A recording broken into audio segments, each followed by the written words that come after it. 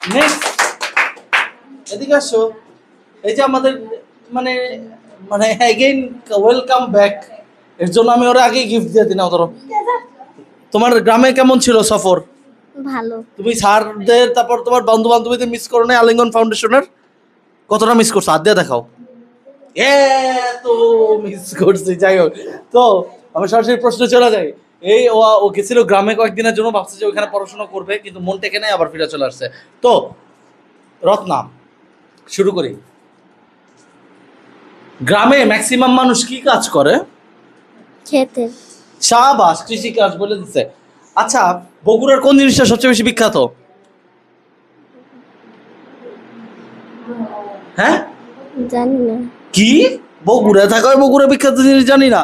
এটা সব বাংলাদেশে ইয়ে হয়। সামিয়া, কি বিখ্যাত বগুড়া? দই। Very good. রত্না, দুইটা নদীর নাম বলো।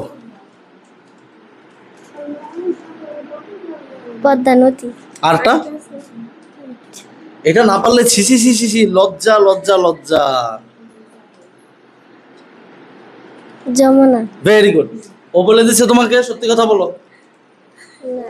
ও বলে নাই? আচ্ছা, ওর জন্য একটা জোরে হাততালি দাও সবাই।